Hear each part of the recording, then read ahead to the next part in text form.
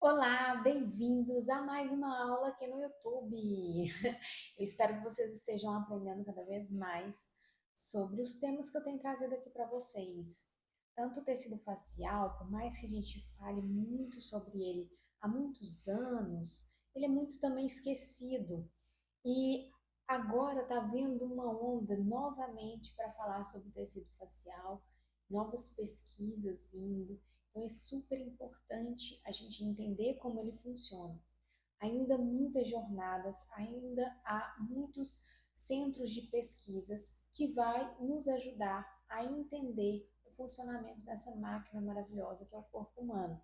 Mas um fato é extremamente importante da gente levar em consideração, que é o tecido facial, uma das chaves mais importantes de organização, funcionamento, suporte do tecido corporal, do organismo do ser humano, tá? Então, hoje a gente vai falar sobre a organização da fáscia.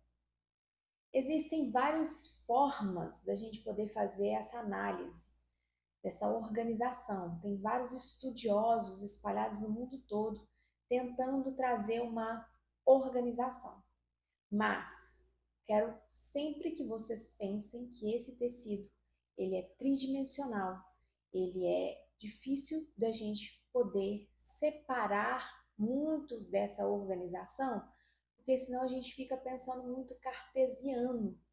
E o tecido facial, ele não é nada cartesiano. O que significa isso? Eu pego aqui e mexo e acontece exatamente uma coisa que é esperada. 2 mais 2 igual a 4. Não é assim que as coisas funcionam. Então, por ele fazer uma conectividade multidirecional com vários órgãos e com vários músculos, vários tecidos diferentes, isso dá a capacidade dele de interligar e dar respostas inesperadas. Que muitas vezes a gente acha, tipo, uma dor na lombar, então o protocolo de dor lombar é fazer exercício de ponte, é fortalecer transverso, vamos fortalecer o core. E na verdade, dentro da organização facial e dentro do raciocínio do tecido facial, é muito multifatorial, tá? Então, existem dores lombares causadas por peitoral, existem dores lombares causadas por reto abdominal, em densificações, em bloqueios, densificações em reto femoral, em até regiões do pé, na lateral do tronco. Então, existem múltiplas possibilidades, ok? Já tratei muitos pacientes, por exemplo, com sintomas típicos de hérnia cervical e o problema estava em bíceps, em tríceps, em reto abdominal, e isso é tratando o tecido facial. E as respostas que essas técnicas de terapia manual, que são muito mais objetivas, igual a terapia boa em circuitos corporais, é a gente investigar esses pontos de bloqueio para que sim a gente, desbloqueando o ser humano, ele consiga retornar à vida o mais rápido possível. Então vamos falar um pouco para a gente poder entender, e toda vez que a gente quer entender alguma coisa, a gente acaba separando. Mas, de acordo com a visão da terapia Bowen, nada é separado, tudo é conectado. Tá? Então vamos lá, nessa aula de hoje, que é compreendendo a organização da fáscia. Então, gente, um órgão, ele vai ter a sua separação, a sua organização, mas o tecido facial também vai fazer a sua união, ou seja, vai concentrar todo ele numa região e vai fazer com que ele se una a outros órgãos. Não há camadas reais no sentido de que você não tem como falar, não, esse pacotinho trabalha isoladamente. Esse pacotinho, ele trabalha, ele está organizado, ele está bem localizado, mas ele não se separa do todo. É uma organização tridimensional, porque a gente está falando de um funcionamento, tá? Agora, uma organização estrutural, a gente vai ver aqui que existe sim algumas separações, algumas formas de analisar camadas corporais. Mas quando a gente toca na superfície da pele, a gente está pegando o tecido facial em toda a sua complexidade. Não tem como eu pegar na minha mão e falar assim, eu estou pegando só aqui. Não, eu estou pegando em toda uma estrutura. E essa forma com que eu estou movimentando meu dedo, ele está influenciando todo numa cadeia sistêmica. Então a gente precisa entender o mínimo da organização até para a gente poder se sentir confortável na hora de fazer uma técnica, entender que ocorreu um bloqueio nesse raciocínio para aquele paciente, tá? E até ver os padrões de movimento que ele tem feito na vida dele, para que a gente possa interferir nesses padrões que são, no caso, doentios, porque geram determinadas dores, tá? Então, aqui nessa figura eu mostro para vocês uma separação facial, tanto no plano longitudinal, quanto no plano transverso, quanto também numa lâmina. Existe ali os tecidos mais espessos, mais grossos, que vai fazer com que ela se comporte de forma diferente em determinado segmento. Tá? Então, existem formas da gente ter uma organização facial através do plano transverso, que é essa figura no meio aqui que eu voltei para vocês, ou mesmo no plano longitudinal, que é quando a gente faz uma análise das cadeias musculares. E aí eu trouxe para vocês 2 cadeístas musculares, para que vocês possam entender um pouco mais essa complexidade, né, desse arranjo corporal. Então, no plano transverso, um dos autores que eu mais admiro quando traz essa organização é através do grupo dos Estecos, do Luigi Esteco. Então, ele tem artigos falando muito sobre essa organização desse sistema facial. Então, a gente vai ter uma face superficial, que está envolvendo a gente por um todo, a face profunda, e dentro da face profunda a gente divide em face epimisial e face aponeurótica, sendo que a epimisial ela está muito grudadinha ali com o músculo, tá? A conexão diretamente com o músculo. E a face aponeurótica é uma face mais rígida, né? Igual, por exemplo, a aponeurose toracolombar. É uma aponeurose, é um tecido mais rígido que está conectando ali o grande dorsal com o glúteo máximo, tá? A face visceral, que é um revestimento da face, e a face insercional, está ligado ali à inserção. E a face do sistema nervoso, que é a face meníngea e a face do sistema neural. E a gente divide isso em camadas. Então, a pele, então a gente tem a face superficial, e entre a pele e a face superficial a gente tem uma camada de tecido adiposo, a face profunda e a musculatura. Já na fase de divisão da face no aspecto longitudinal, a gente pode citar as cadeias musculares. Então, as primeiras cadeístas, né, igual Thérèse Beterra, Godelieve, foram análises que a gente pôde obter através dessas estudiosas que existe uma conectividade axial do corpo, onde a manipulação de dedos conseguia ter respostas sistêmicas, por exemplo, de aumento da amplitude de flexão do tronco. Né? Então, faça essa experiência, movimente seus dedos dos pés, alongue para trás, para frente e observe antes e depois, ao realizar uma flexão anterior do tronco. Vocês vão perceber que vai ter aumento da flexibilidade. Muitas vezes os pacientes apresentam até aumento da flexibilidade maior do que realmente fazer o alongamento de flexão anterior do tronco. Então, os trilhos anatômicos é uma visão de Tom Myers que traz para a gente essa conectividade do corpo de forma longitudinal. Então, são 12 trilhos anatômicos, nós vamos passar por alguns aqui. E também eu quero trazer para vocês a visão de Leopoldo Busquet, que também é uma cadeia muscular. Mas igual a gente viu em aulas anteriores, a face está muito conectada ao tecido muscular. Então, é sim um mergulho através dessa visão.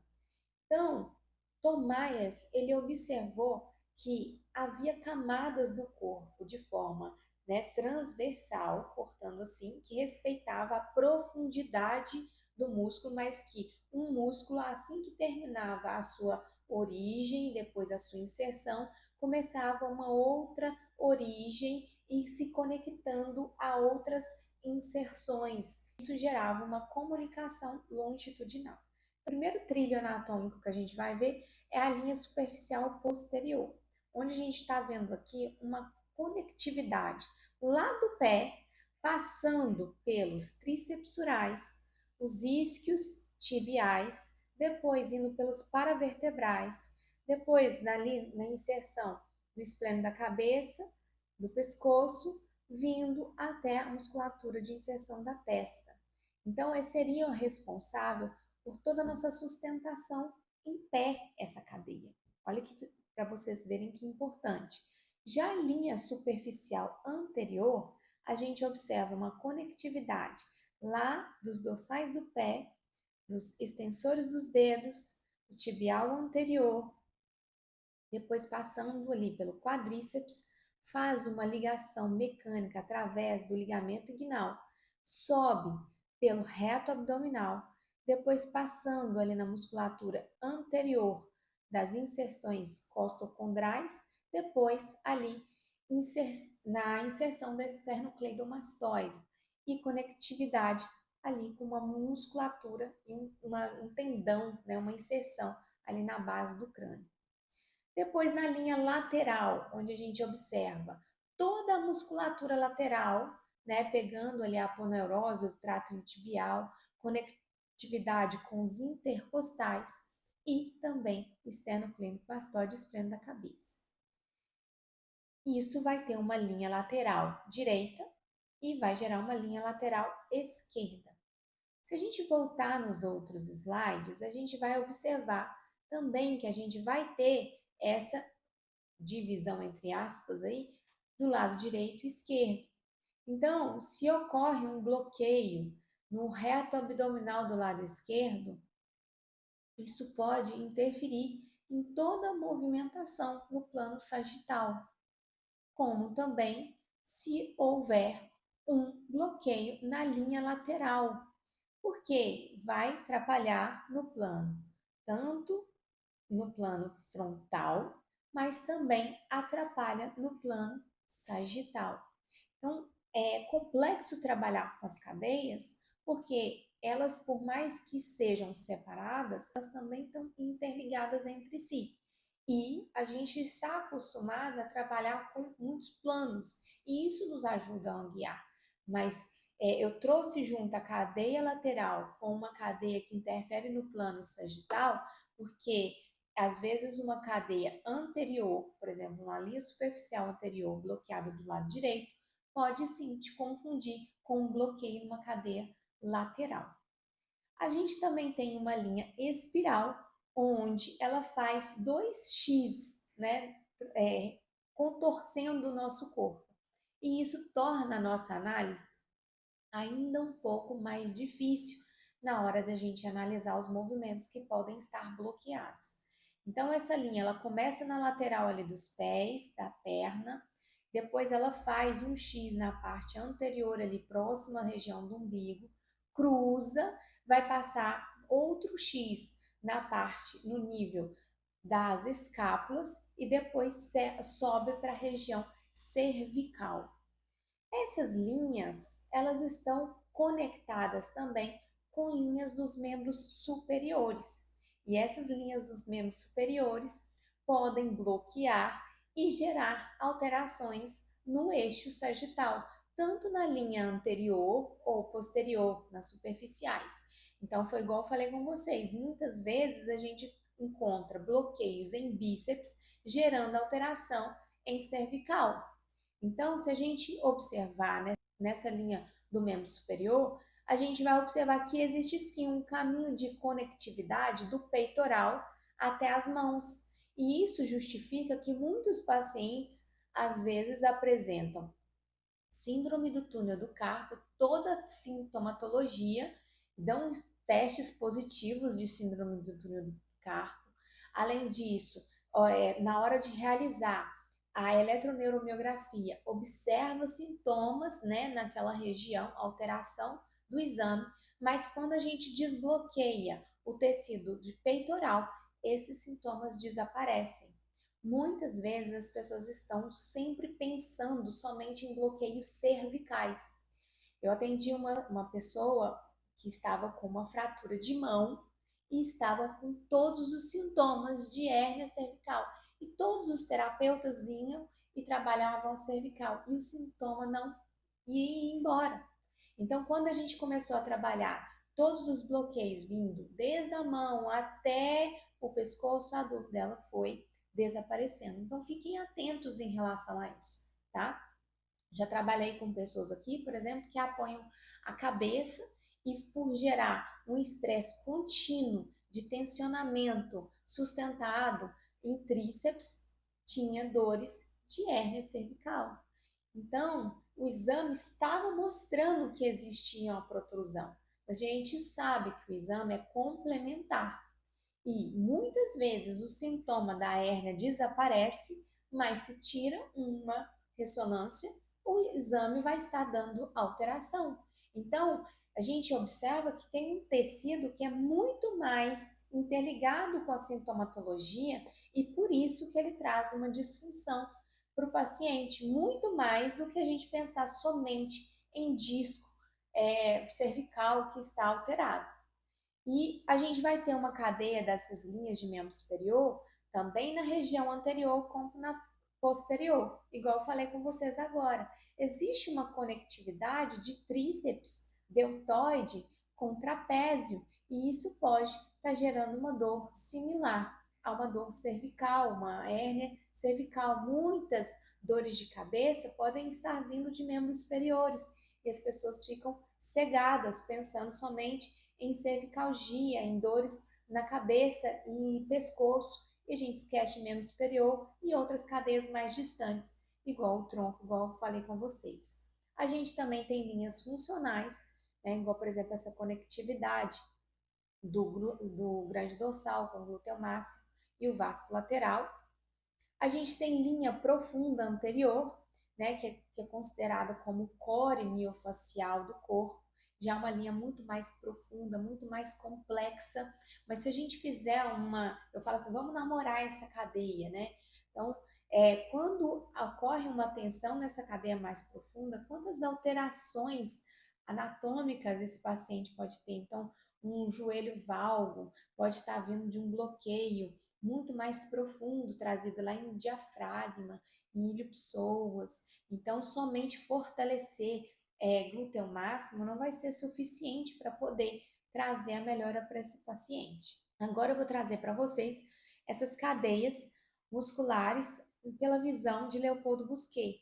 Então, ele tem cadeias, que a gente chama de cadeias dinâmicas, que estão ligadas às cadeias musculares, e as cadeias estáticas, que são relacionadas às cadeias dos tecidos conjuntivos. E nessas cadeias estáticas, ele considera uma cadeia que é músculo esquelética, que é vinda do tecido conjuntivo, mas também considera uma cadeia neurovascular e uma cadeia visceral. Como o objetivo aqui é fazer uma análise muito mais muscular e facial, eu vou falar um pouco mais dessas cadeias de extensão, flexão, abertura e fechamento. E não vou levar em consideração aqui as cadeias estáticas, as conjuntivas. Essas cadeias estáticas conjuntivas, elas, lógico que elas vão estar conectadas com o tecido muscular. E, igual eu falei com vocês, às vezes uma alteração visceral, ela pode sim estar levando uma disfunção do tecido músculo esquelético, através desse tecido maravilhoso que é o tecido facial. Então, essas cadeias, né, de Leopoldo Busquet, elas consideram o movimento e não a posição anatômica. Estou fazendo uma comparação com a leitura das cadeias advindas através da leitura de Tom Myers, onde é uma posição anatômica. Todas elas passavam na região posterior do corpo, na região anterior, na região lateral. Então, não respeitava, às vezes, o movimento em si, tá? Porque, por exemplo, na cadeia posterior, eu faço flexão de joelho e extensão de coluna, por exemplo. No caso aqui de Leopoldo Busquet, a análise é um pouco diferente, porque ele vai considerar a função. Então, a cadeia de extensão é todas aquela musculatura que está envolvida com a extensão dos segmentos do nosso corpo. Então, extensão de cabeça, extensão de tronco, extensão de quadril, extensão de joelho, viu que trocou ali a posição, extensão do tornozelo. A cadeia de flexão vai levar em consideração a flexão de pescoço, a flexão de tronco, a flexão de quadril, a flexão de joelho e a flexão de tornozelo. A gente vai ter as cadeias de abertura, onde vão estar relacionadas à abertura do corpo, então a rotação externa, né, de ombro e rotações de tronco e rotação externa de quadril. Já a cadeia de fechamento vai estar ligado a fechamento, a rotações internas, tanto do ombro quanto do quadril, como também análise ali do tronco, da rotação do tronco. Então, o que eu quero que vocês observem, né? Vamos fingir aí que a gente vai juntar essas cadeias. Eu adoro falar isso com os meus alunos. Analisando dessa forma, a gente vai ver que a gente tem uma conectividade muscular da cabeça aos pés. E isso é óbvio, é como se a gente tivesse uma origem e inserção única. E é assim que começa uma cadeia, termina a outra, e assim que termina a outra, começa a outra. Então, se eu tenho um bloqueio, por exemplo, na cadeia de flexão e um bloqueio na cadeia de extensão, em qualquer parte do nosso corpo, concorda comigo que a gente vai ter uma força no sentido axial comprimindo o nosso corpo? E nos pontos onde aquele ser humano ele tem mais fragilidade ou uma disfunção mecânica, é óbvio que isso vai gerar o quê? Uma dor similar, uma compressão. E esse disco, quando ele está sendo pressionado de uma forma axial, essa força ela tem que ser dissipada de alguma forma. Então, uma das coisas que acontece é uma força compressiva no disco e ele sai na lateral. Então, a gente tem aí um dos motivos relacionados com a hérnia de disco. Então, quando a gente desbloqueia e tira esses nós que estão comprimindo essa cadeia no sentido axial, nós fazemos o quê? Descomprimimos o disco. E isso faz mais chance dele retornar. Mas eu quero lembrar vocês que muitas dores trazidas pelo sistema facial são muito similares a essas dores que são causadas. Então, muitas vezes, a dor ciática, ela não é ciática. Eu tenho 15 anos de profissão e desde o início eu trabalho tanto com a reabilitação cardiovascular, porque a gente entende que o sistema vascular é extremamente conectado e influencia os bloqueios faciais, mas eu trabalho há 15 anos retirando bloqueios. Em muitos casos aqui, eu acho que 99,9% dos casos eram bloqueios faciais e não eram bloqueios no sistema neural do nervo ciático. Então, chega com um diagnóstico de nervo ciático e é retirada a dor através da retirada de um bloqueio. E a recuperação é muito mais rápida. Isso que eu quero que vocês entendam, que isso que é o fantástico que eu aprendi na terapia Bowen nos circuitos corporais. É acessar e tirar o corpo dessa compressão, é tirar o corpo dessa falta de deslize do tecido facial, é tirar esses bloqueios que tiram a força do paciente. É a sensação que ele está agarrado, a gente tem que tirar isso para trazer mais saúde. Na visão de Tom Bowen, né, não existe cadeia, existe uma conectividade e alguns pontos que estão localizados no tecido facial superficial, que é o que a gente mais tem acesso, que é abaixo da pele, a gente consegue sim desbloquear tecidos mais profundos. Então, o corpo sempre vai responder de forma contínua e interligada, né? Então, o que é a terapia Bowen? Consiste em uma terapia integral, em que o terapeuta realiza pequenos movimentos em pontos específicos e separados por um período de pausa, que é para reorganizar o tecido facial. Esses movimentos, eles são muito suaves, eles são transversais sobre a pele, sobre a fáscia, sobre o músculo, sobre os ligamentos, os tendões, com o objetivo de integração do corpo. E muitos pacientes falam: nossa, eu estou sentindo algo andando no meu corpo. É justamente o corpo se organizando através do tecido facial. Esses toques, eles têm esse acesso a essas múltiplas necessidades do corpo, essa múltipla necessidade de organização do corpo. E com isso, com acesso a essa organização corporal, a gente tem uma organização do sistema mental.